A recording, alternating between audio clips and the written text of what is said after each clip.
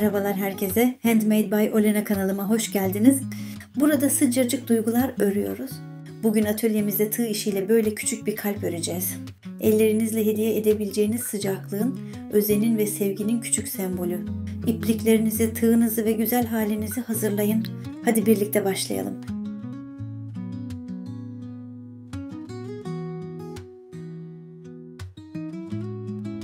İpliğimizi alıyoruz. Sihirli halka yapıyoruz. İpi parmağıma doluyorum. Tığ halkanın içine batırıp çalışma ipini alıyorum ve çekiyorum. İşte tığda ilk ilmek. İsterseniz rahatlık için bir zincir çekebilirsiniz. Ben genelde zincirsiz başlıyorum. Tığ halkanın tam ortasına batırıyorum. İp halkasının içinden çalışma ipini alıp bir ilmek çıkarıyorum. İlk sık iğneyi yapıyorum. İpi alıp tığdaki 2 ilmekten geçiriyorum. İlk sık iğne hazır. Sesli sayıyorum ki izleyiciler kolayca takip etsin. 1, 2, 3, 4, 5, 6. Halkanın ortasında 6 sık iğnemiz oldu. Şimdi halkanın ipini çekip deliği kapatıyorum. Bakın açıklık küçüldü ama ipi fazla çekip burgu yapmayın. Halka düz dursun. İlmekleri parmağınızla eşitçe düzeltin. İsterseniz ilk halkayı ayrı bırakıp ipi kesebilirsiniz. Ancak biz ikinci halkayı da kesmiyoruz, devam ediyoruz.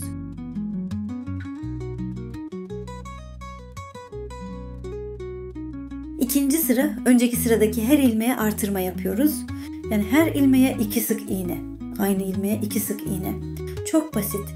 Aynı ilmeğe girip bir sık iğne, çıkmadan ikinci sık iğneyi de yapın. Sonraki ilmeğe geçin. Yine 2 sık iğne. Sesli saymaya devam edin ki karışmasın.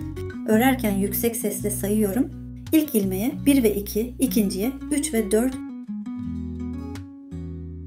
üçüncüye 5 ve 6. Dördüncüye 7 ve 8.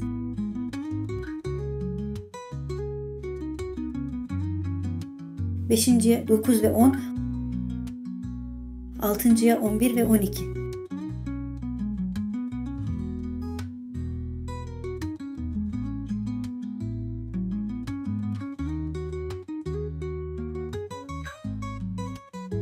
İşte toplam 12 ilmek oldu. Sayarken zorlanıyorsanız ilk ilmeğe küçük bir işaretçi takın. Kaybolmazsınız. Artırmaları eşit dağıtın. Her ilmeğe 2 sık iğne örmek düzgün, yuvarlak bir halka verir. Kontrol edelim. 12 ilmek, kenar düzgün. Şimdi ipi kesiyoruz. Ve aynısı ikinci yuvarlak yapıyoruz. Ayna şeklinde birinci gibi. Eğer ilk sıra çok sıkı olduysa halkayı biraz gevşetin. Çok gevşekse daha ince tığ kullanın veya ipi biraz daha sıkı tutun. Şimdi ikinci yuvarlağı örmeye başlıyorum. Ben gösterirken sessiz kalacağım. Siz dikkatlice izleyin ve aynısını örün. Eğer size çok hızlı geliyorsa videonun ayarlarından oynatma hızını düşürebilirsiniz. Böylece tığ hangi ilmeğe batırdığımı daha net görebilirsiniz.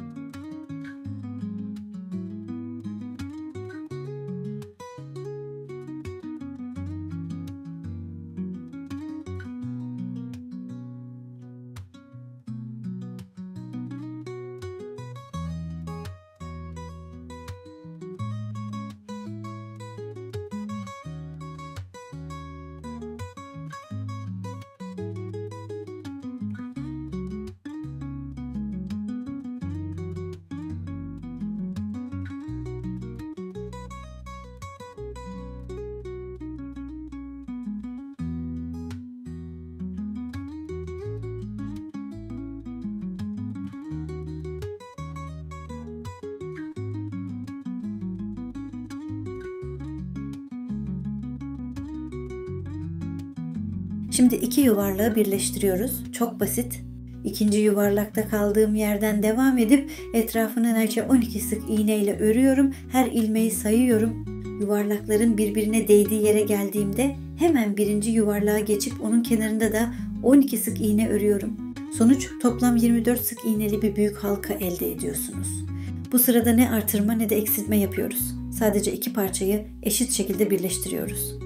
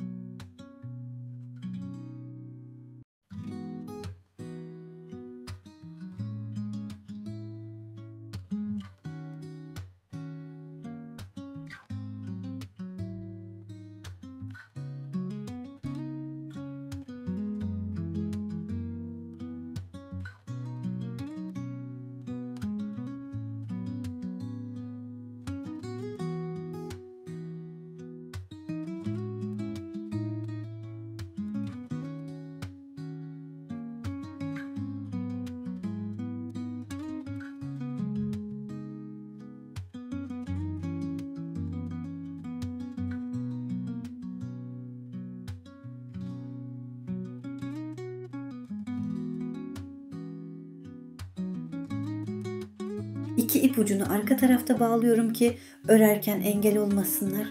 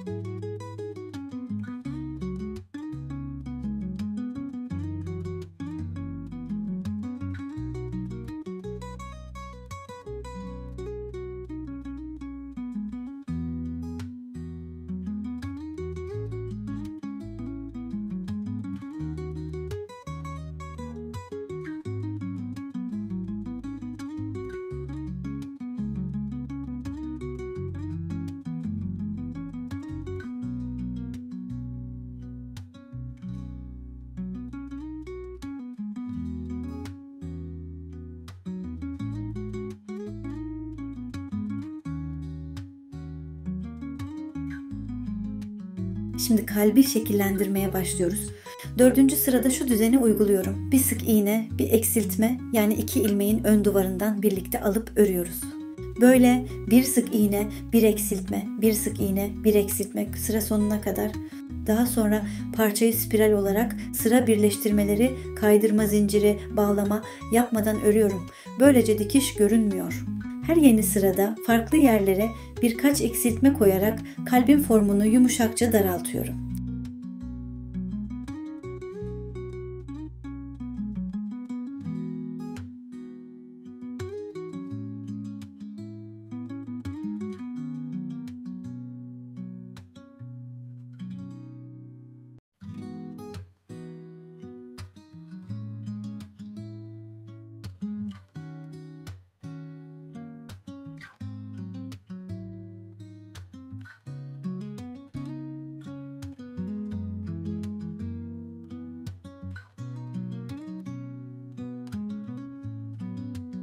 Parçaya bakın, neresi geniş görünüyorsa oraya eksiltme yaparak şekli dengeliyorum.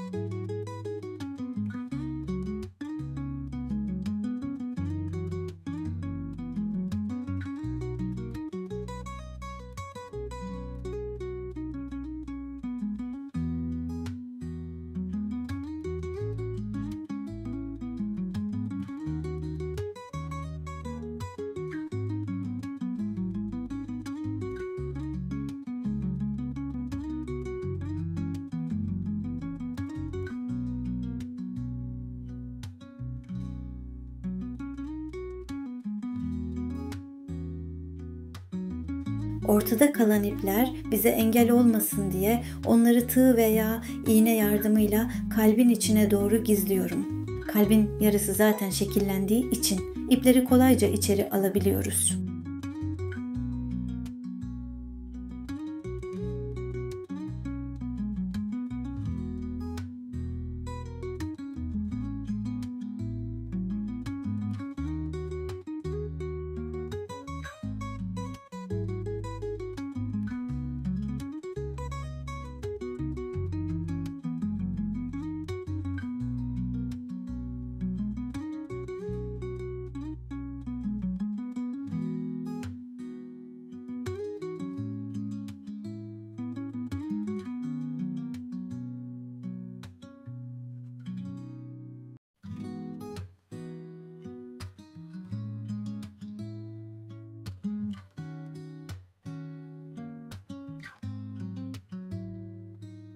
Bir sık iğne, bir eksiltme yaparak örmeye devam ediyoruz.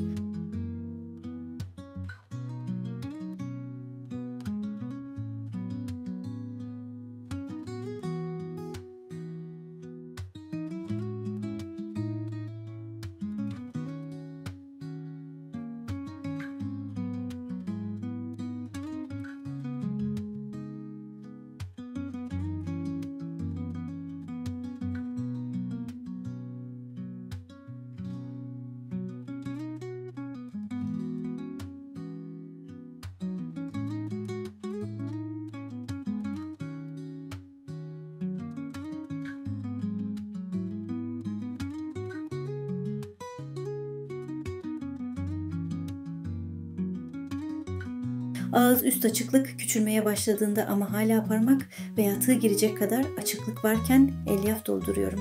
Doldururken elyafın topak olmamasına dikkat edin, böylece form pürüzsüz olur.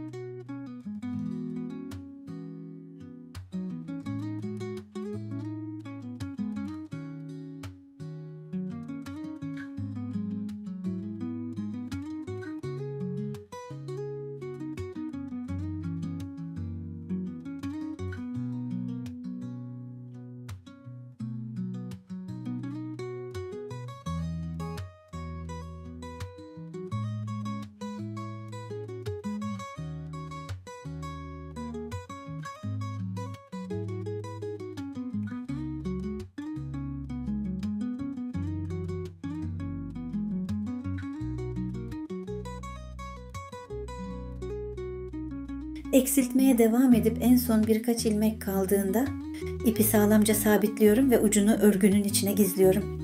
Ve işte küçük kalbimiz hazır.